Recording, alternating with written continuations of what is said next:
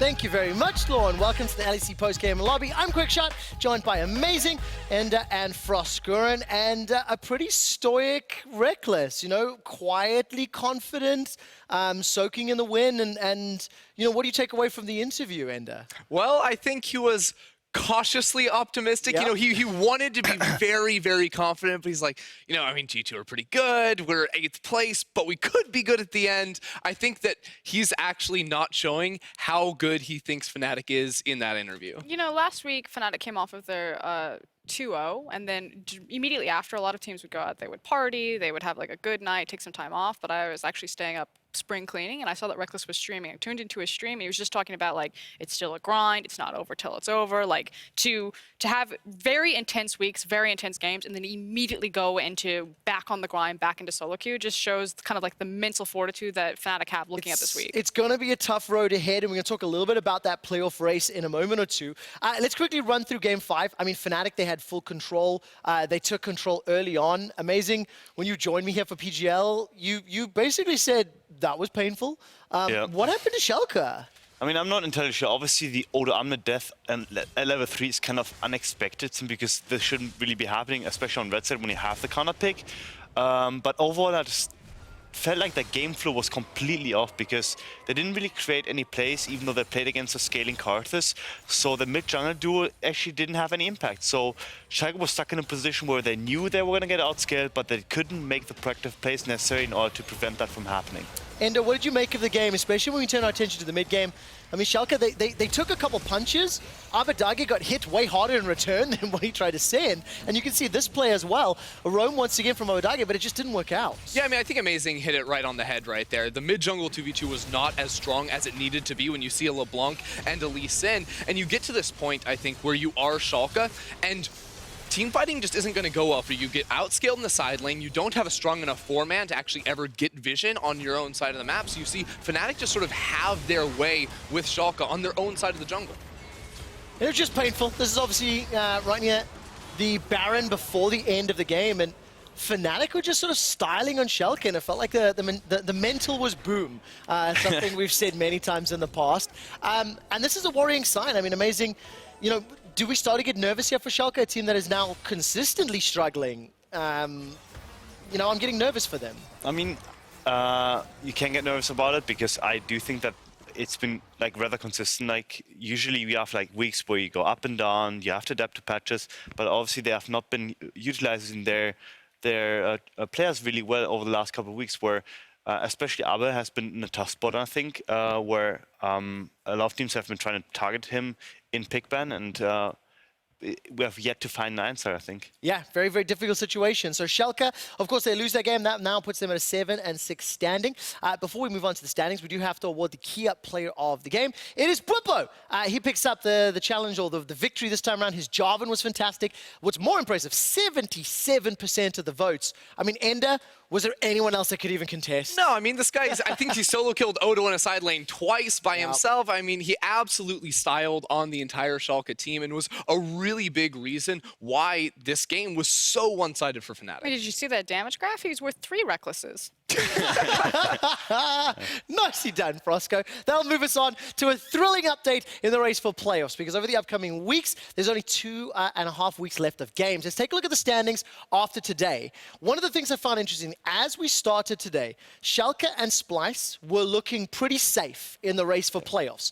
Now, they have joined the 6-team stack that are fighting for 4 spots. It has now become a survival of the fittest, with 3 teams at 7-6, 3 teams at 6-7, Frosco. So here's my thing about, I think this could actually be said for both Schalke and Splice. I feel like they've capped themselves, or at least have started to plateau a little bit, because it felt like Schalke, they hit the ground and they had synergy that no one expected them to have, and then they would just like bankrolled off of this synergy. But as soon as other teams started building up the synergy, it got later into Spring Split, other teams learned how to play as well as a unit as Schalke did, then Schalke started getting contested, and they needed to rely on either their macro performance or their individual performance, and they started to fall down. So until they tighten that up and get cleaner League of Legends, like the synergy and power of friendship isn't enough for them anymore. Schalke could drop out of playoffs. That's how serious this is. No, I know, because just looking at this, you know, when we came into the week last week, we're talking about all these 4 teams that are are underneath Schalke and Splyce, I think it's a very real possibility now that it is Schalke and Splyce that could fall out of it. They only have a 1-game buffer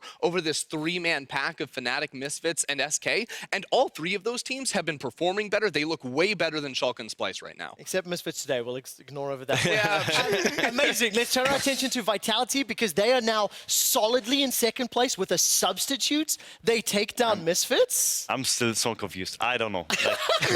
Like, I faced him last year in playoffs, so I kind of like maybe have a biased idea of how Vitality is and how strong they are, because playing against them this year may feel different.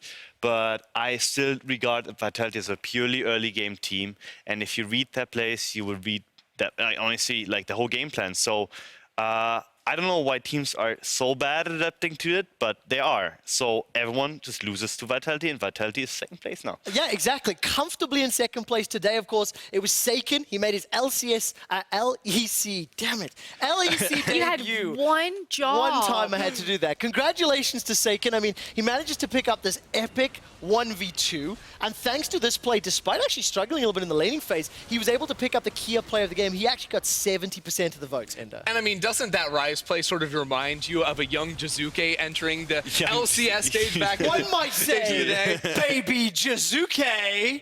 Never done that before. No, but I mean, look, super impressive. You know, it's a difficult situation. He actually spoke about, stepping into Jizuke's shoes in a team that is fighting for second place, that was super high up in the standings. It's a high-pressure scenario. And we had the kind of these questions that we posed before the game. Like, if you were going to make an emergency substitution, who would be the best team to empower you? And I feel like the answer would almost have to be someone like Vitality. You have a coach who just like, you don't care what he says, you just want to listen to him all the time. It hypes you up. You could see like the players, like I think it was Jack Troll, who was like pounding him on the chest. It just looked like it was such a welcoming environment that all he had to do was focus on his own gameplay, and the team was ready to play around him. Okay, so listen, we've spoken a lot about the positive stories, but Misfits and SK dropping games today. Misfits to that Vitality. I mean, what's your take on SK and Misfits? Of course, SK losing to XL. That is a huge boon for XL esports. Yeah, with SK losing to XL, it's kind of a win you expected to have, and they showed some kind of inconsistency they have shown in the past already, where, again, we talked about this all the time, where if self-mid does not enable them early game,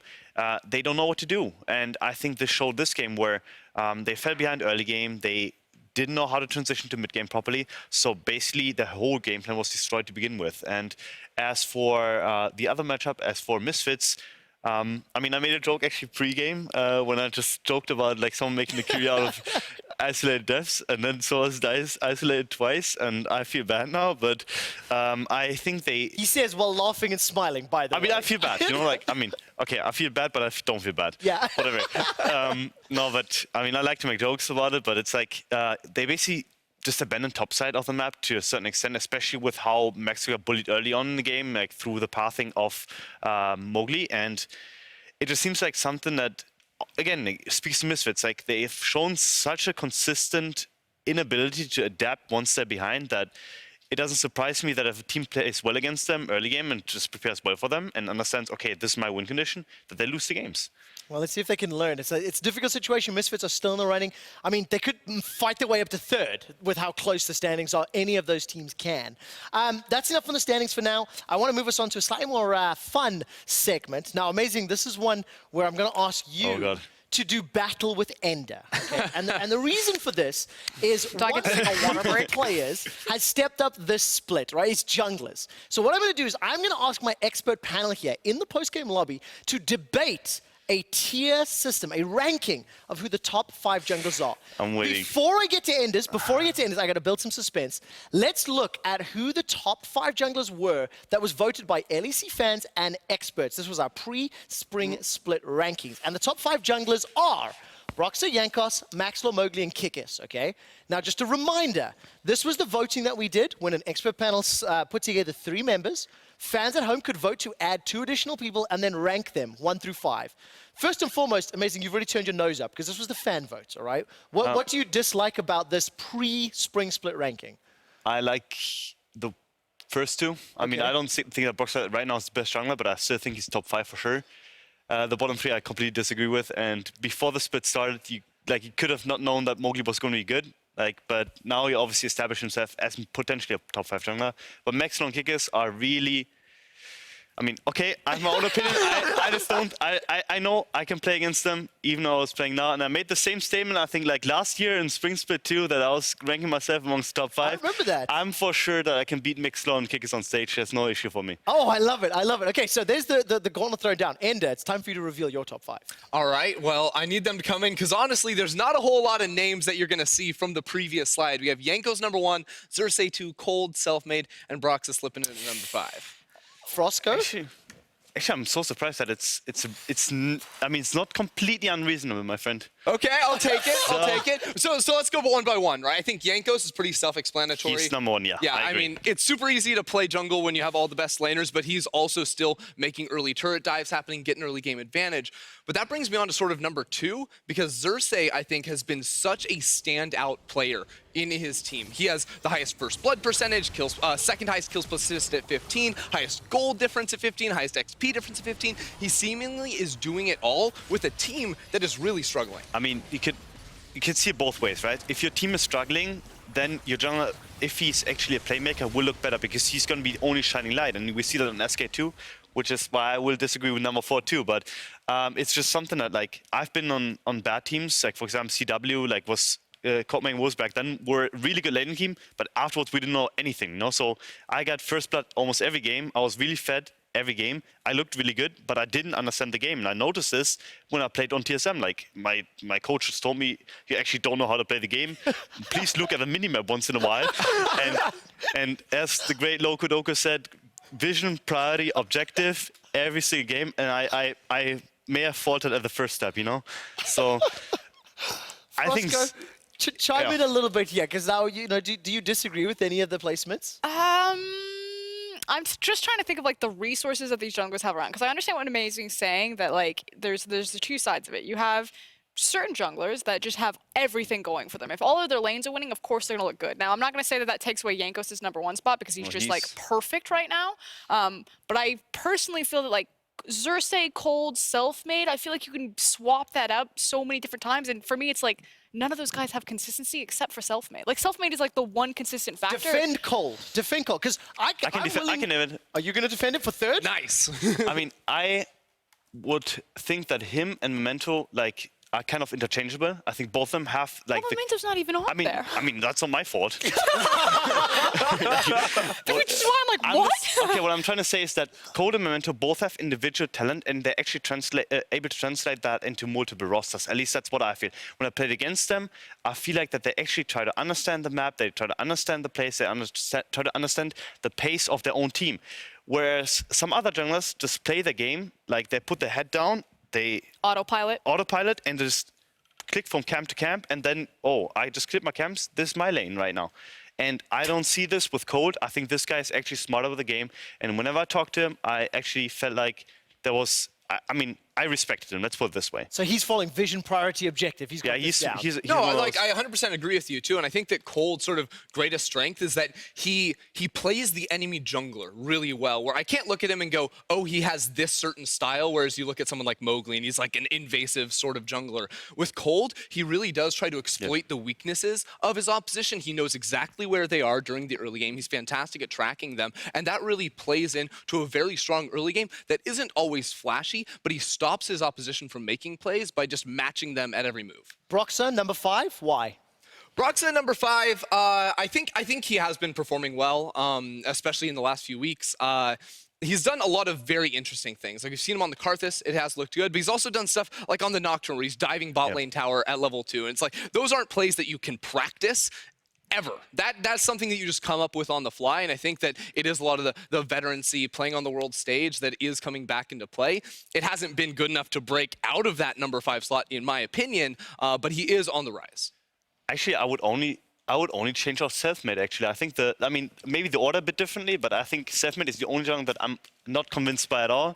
And I think Memento should actually be on that list, like maybe as the 5th spot for now, because they've been struggling recently. But Broxa is definitely, like, this guy, again, you know, he understands the game, and he actually tries to just facilitate, like, his lanes, you know, and that's something a lot of other junglers don't do. He doesn't really have a style, he plays everything, so he's individually talented enough to be good on every roster he joins, you know, that's how I see Broxa. All right, we've got Amazing almost on board. Froskuren, I'm not sure you're shipping it yet. You don't look too Where's happy the with me. concern? I just- What's that thought? I see a lot of people put self-made down. Like, I've had a bunch of conversations with multiple pro players, and no one seems to rank self-made very high. But every time I watch him, like, there definitely are holes there. I think he is, I don't want to call him a win more jungler, but he basically will just, like, gank his strong winning lane every single time, which can open you up to, like, an Achilles heel, because that means that if someone is in a hole, he won't pull them out of it. But just, like, the resources that self-made is working with comparatively to every other jungler, save for, like, Xerxes on that list, like, while I don't think Selfmade's the best jungler, I do think he's probably the most important jungler to his team. Because without him, SK Gaming aren't in a conversation for playoffs. And in a league that is so stacked with so many different like individual strong points, like he's not working with some of the other tools that everyone else is working with. So eloquent. Yeah, I mean, I think Your word usage was really great. Sorry. I gotta mow the lawn. He goes in, there's no lawnmower. It's like some scissors, and he's just out there on the bush. But that lawn is still nearly spotless. I mean, that's how good Selfmade is. Yeah, so here's the interesting thing about Selfmade, because I do agree that he is super valuable to his team, but you brought up an interesting point, which is he's more of a win more jungler. He goes to where his lanes are strong, so it's like he's mowing the grass, but it's not always in the right areas. You know, so like he goes top lane all the time, which is great. We've gone but too let's far. be honest. Let's be honest. What's happening? Analogy is dead. I think, look, we've got mostly unanimous here, okay? Selfmade's the only contentious point. Yeah. I'm going to button it up there. Well, the one thing that I do want to say is, like, I actually think that Memento should be on here. I don't necessarily know who I would pull off of it. So we should have the top 6 junglers. Dude, you can't just add- You can't do that. Okay, I'd actually be fine with it, adding Mento and then calling it this a top 6 list. But there's also like the question, where's Mowgli? You know, like, could Mowgli be one of the top 6 junglers? Because like, Well- if you make an argument for self-made, like being important to his team, like Mowgli is basically self-made on like, I mean, not in terms of importance, but He's the lawnmower. what I'm trying to say is that he's basically doing the same thing, but on a different team. Listen, this is awesome. I agree. We have reached unanimous decision. We're going to make it a top 7 list. We're going to add Memento and Mowgli. Why stop and that's there? gonna Make make it top one- 10. No, but like that Stop feels there. bad. Stop there. That is where Thank we're everyone. at. Thank you very much for that one. Listen, let's take a look at the action that we've got coming up tomorrow, because we've got 5 more games, also including our match of the week. It's going to be Vitality versus Origin. Oh. I mean, there's a couple of very important games here. I think Misfits versus XL, Fnatic versus Rogue. If they throw those games, this battle in the middle of the table is intense. You literally were like, we've got some important matches coming up, and you completely missed the most important one, which is Schalke versus Splice. Why is that? Tell me about that Why game. is it so important? Because every game matters, quick shot, hashtag. You really just did that? Listen, you're on the board. What's the correct hashtag, Ender? Every game counts. Well done. You get to say it now. You get to Why say is it. Schalke versus Splice important? Because the loser falls into the group of the 3 teams underneath them that are all going for 6th place. One of these teams is going to try to bump out of a slump with a win here. The other is looking not so hot. What happens if Fnatic or Misfits drop another game to the 9th or 10th place team? Amazing. I mean, it just looks really bad for the playoff race, simply because they lost to a team they should have won against. Well, that's simple. All right, G2 versus SK. Can SK put up more of a fight? Amazing. No. I mean, it's not cool really. because it's Yankos versus like baby Yankos. I don't know what's in the water over in Poland, but they just like grow junglers there. Well, What? What are these now? One What? jungler? oh my word. It's you Polish junglers. Well, listen, Sure. I mean, that's good. It's in the water, apparently. Listen, be sure to stick around, ladies and gentlemen, because after this, LCS Academy will be starting at 1 a.m. Central European time. Optic Gaming will be taking on TSM, and after their last game, we will start the rebroadcast of today's action here in the LEC. That is it from us here in Berlin. Thank you all for joining us, and we'll see you tomorrow for more great League of Legends action here in the European League of Legends LEC. Oh, God. Take us out, quick shot. He's getting too old. Go. He's getting too old, Just guys. end He's it. getting too old. Oh, this is so bad. I'm so sorry. The ending song's a banger too. Good night. Oh, it's so donezo. I don't even know what schedule we have ahead. I know that we have Splice today. You have 4 playoff contenders. That's Yeah. I mean, when I say I don't know, it's like I don't care. Humanoid does not know that Cold is here. Step forward. Is just going to fish there. Knows exactly where it's coming with the portal jump. They're going to follow up here as it all comes out. Burst damage in. Splice definitely want to save this one. North Karen stepping forward, but the Jarvan just fully mid right away. They're turning it around. Absolute obliteration. Inhibitor in their sights. It's a slow walk down, but this is going to be OG's game. They tie Splice in the standings. Crowny or Crown Shot has his confidence. Blaze. The immediate stun in though. The cleanse comes out. He's trying to sidestep the CB trouble bubble, but it's not going to matter. Special going to get that one. Wall of pain coming out. Caedrel now trying to break up the team. Expect is going to leap right into the middle of everything. Crown Shot trying to make it way out safety, but there's so much CC. He's now knocked right back. Dreams with the headbutt to send Crown Shot to his death. 29 minutes, 12k gold lead, and Excel will find the win. On the chase, Maxwell gets the knock-up. Seiken just trading. Winning the 2v1 at the moment. The Abyssal Voyage comes in as well from Jackdaw. There's the redemption. And Seiken, he's pulling his best Jizuke face on. Mowgli forced out towards the bottom side. The realm wall comes in. It takes 2 onto the back line and Maxwell low. But Vivian chased out as well. Halsama chased out by 3 players from Vitality. And Vitality now 9 and 4. What did we What? Wait, what? Okay. Wait, what? I guess. Wait, what? Whoa! Happened. Whoa! Camps on the chase. It's 3 members of Rogue down towards the bottom side. A great knockup though from Rogue, and they're going to go in. The true shot first comes out. Finn with a lot of damage. The Spear of Sojourn doing work. He gets damage on the burst, but can't quite take him out. Now Mickey chased down towards the bottom side, gets a great hook onto Hiku, and somehow all of Rogue just disappear off the face of Summoner's Rift. I don't want to really tank though. Like I want to kill people. I'm going. I'm holding. I think they're both dead, by the way. I think we should do nice. Oh, listen. I got him. Okay, nice. Woo! Game's over. Nice. Fnatic don't really care about the kills. All they see is the Nexus. A triple charm into knockup. They're going to clean this one up. The Nexus goes down.